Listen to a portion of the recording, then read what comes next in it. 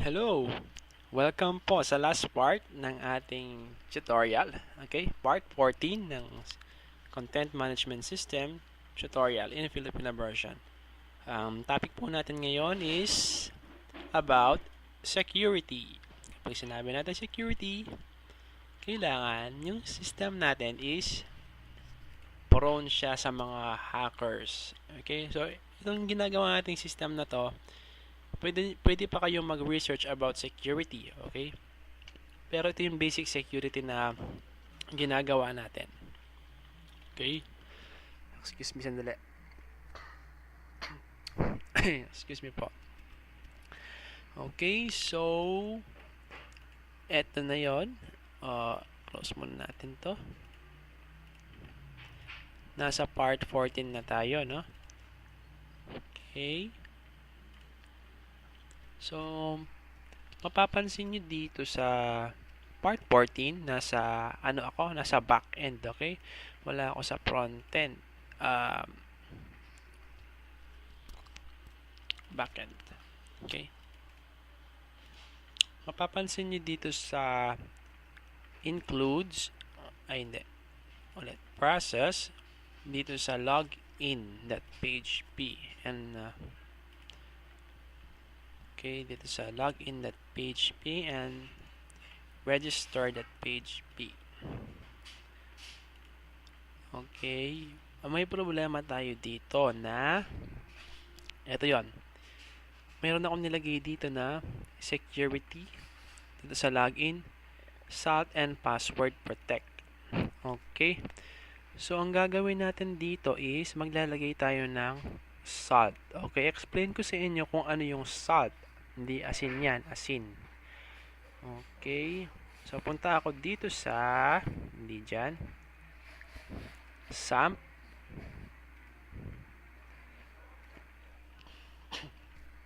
Dito sa localhost, gagawa ko ng bagong table.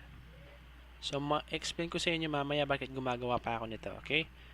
Password,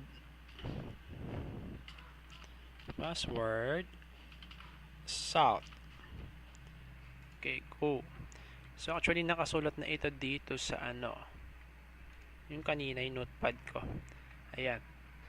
Sa password salt table, meron siyang ID and salt. So, sabihin na natin si salt is character na may 50 character. Okay, okay na yan. Tapos, okay lang yan. Primary key and auto increment, then save. Okay, so meron na akong bilisan mo. Ayan, si password salt. Okay, balik tayo sa code. Sa login.php, meron ako ditong ginawa. Ibig sabihin, row, MySQL fetch associative array, MySQL query, salt, select salt from password salt. Okay? Or die MySQL error. So, ito, mapapansin nyo, wala pa tayong salt dito. So, yung salt kasi, ito yung parang encoding, okay, ng password. So, mag-i-insert ako dito. Okay? Insert. Ayun, insert ng salt. For example, random character lang. Ayan. Go. Okay. So, meron ng laman ang aking password salt. Kailangan may laman yan. Ayan. Okay. So, balik tayo sa code. Ngayon, si row salt, ang laman niya is yon. Yun mismo. Ito yung laman. Dahil kinuha ko lahat yung laman ni password salt. Okay? Ngayon, password hash is equal to SHA-1. Ito kasi, ginawa ko lang to randomly. So, kahit hindi ganito yung gawin nyo, pwede. Ang ginagawa lang nito is, sinashuffle niya yung mga character. Ano ba itong SHA-1 na to? O MD5. Ito si salt, ito yon. Ito naman si password. So, ibig sabihin, si password is, ine-encrypt niya. Kapag encrypted, ibig sabihin, tingnan natin tingnan mo itong password sa users. Sa users, meron tayong password, Darwin, Daniel, Jenny. Nakikita natin yan. Word. Okay? I-edit ko si Darwin. Edit ko si Darwin, tapos si password. Sa barcar, meron tayong tinatawag na, makikita nyo dito username barcar, Darwin. So yan, walang encryption yan. Dito tayo sa function. Meron tayo dito MD5 or SHA-1. Kasi yung MD5, paste out na yon. So mamaya explain ko sa inyo yung MD5 encryption. Ito yung MD5 encryption at saka si SHA-1. SHA-1. Ito, si SHA-1. Okay. SHA-1 Darwin. I-encrypt ko siya. Go Tingnan nyo ang mangyayari kay Darwin. So si users, Darwin, ito siya. Okay. Ito yung encryption ni Darwin password. So, ibig sabihin yan, Darwin pa rin yan. Kaya lang, naka-encrypt siya sa SHA-1 format. Kaya lang, ang problema niyan, pag nakita yan ng hacker, i-search natin sa Google kung anong mangyayari. Okay. Ayun, Darwin. Ayan, makikita nyo yung Darwin. Ayun, SHA-1 Darwin. Diba? Kita ka agad. Kita ka agad yan. Gawin SHA-1. SHA-1 converter. Ayan. Obviously na makikita mo Darwin. Ayan, meron siyang mga di ba? Hashes for Darwin. MD5 hash. Di ba? Yung isa naman MD5. Si Daniel naman edit ko. Actually si MD5 hindi na siya ginagamit. Pero pwede kayong gumamit ng combination ng dalawa.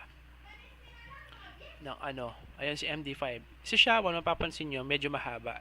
Si MD5, maikli lang.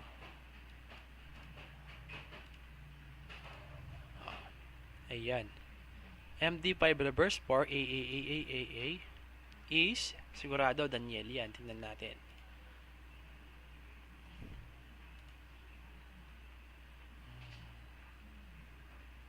Is reverse. Ayun kita ka agad 'di ba sa Google. String to convert MD5 Daniel. So makikita nila yung password. Okay? So ang ginagawa ng salt, yung salt is makikita natin dito random numbers 'di ba? Dun sa database. Ito 'yon. Password salt. So kung ano man yung mo dito, di nila alam kasi yan, masya-shuffle. For example, excuse me, SHA-1, SHA-1, salt, okay, minisches salt, concatenated SHA-1, salt, password. Parang ginulo ko lang siya. So, password salt, okay, select ID from users where username is equal to username, and password is equal to password hash. So, ito yung ginawa ko para magkaroon ng security sa password ko. Okay? So, tingnan natin. Okay? Kailangan ito, kung gumawa ka ng ganito sa login, dun pa lang sa register, kailangan meron ka rin para mag-match sila. For example, nag-register ka dito, wala ito. Okay? Hindi siya magma-match sa login. Okay? Kailangan sa register, nag-register ka dito, ng ganito, magre-register ka rin sa login. So, itry natin mag-register tsaka mag-login. Okay? So, itong mga to is add nyo lang sa code. Okay? Bago kayo mag-insert bago mag-check yung sa login, bago mag-check ng user at saka sa register bago siya mag-insert. Okay?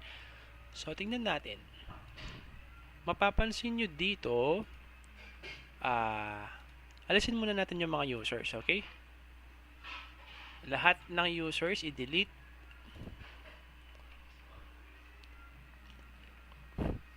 Yes.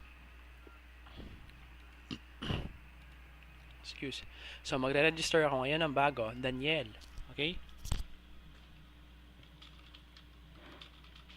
Ayan, Daniel. So, yung password ko is Daniel din. Okay, register. Successfully registered kasi binura ko lahat ng content dito sa users. So ngayon, na-register siya, mapapansin nyo yung password. Ayan, na-encrypt na siya, di ba? So hindi yan SHA-1, hindi yan MD5. Kasi, na-mix na yung password salt. Okay? Minix na niya ng password salt. Bahala kayo kung anong gusto nyong salt dito. Mas users, pero ito kasing ano, hindi naman makikita yan eh. Ito, password salt. Okay? So, yun yung para sa security ng password. Kaya ito, kahit i-search mo sa Google ito, kahit ma-search man nila yung MD5 or SHA-1 nito, hindi pa rin tutugma. Kasi nakasalt siya. Okay? Meron siyang panggulo dito. Ayan o, SHA-1. Nakahalo si salt. Okay? Sa encryption. Ayan o. Diba? Hindi na makita. So, yung password mo, kahit makita man ng makita man ng hacker yung database mo, kahit for example, viewing na hindi niya ma-edit, makita lang niya yung password mo, pati yung username mo, hindi niya ma-open yung account mo dun sa website na yon. Okay? Next is the mag-search kayo dito sa SQL injection. Okay? Ito kasing SQL injection na to, kapag wala kayong escaping characters, okay? Pero actually, para malaman nyo yung kabuuan, basahin nyo siya. Kasi ito yung ginagamit ng mga ibang hacker para makapasok sila kahit wala silang username and password. May technique yan.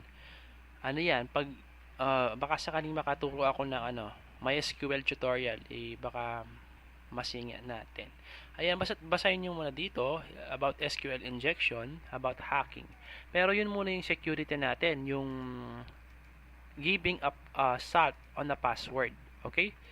So ngayon, dahil niregister ko siya using salt, so pwede na ako mag-login dito.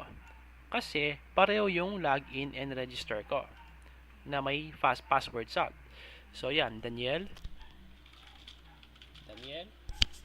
then login. So pasok ako, 'di ba? Ngayon pala, dahil ito na yung last tutorial natin. So maraming salamat at tinapos nyo yung tutorial. Okay, so eto, meron akong website, muntinjanetay.net. Meron akong dito. Paki-like na lang yung page, Facebook page. Tsaka meron akong mga free download dito. So as a beginner pa lang ako sa paggawa ng mga software na PHP, marami pa akong kailangang aralin. Okay? So yun, ito pala yung ginawa natin, 'di ba? So yun. Madali na lang. Parang ito yung pinakasimpleng content management system. So ito yung front end, 'di ba? May home page ako, about page, and downloads. Ayan. So pwede ako magdagdag na maraming pang page diyan. So punta lang ako sa back end ko. Ayan, tapos mag-login ako. Ito na pala 'yon. Nandito na pala ako kanina. So ayun, header, papalitan ko yung header, page content. So yung pinakamadami kong page content dito is ito, si downloads. Okay?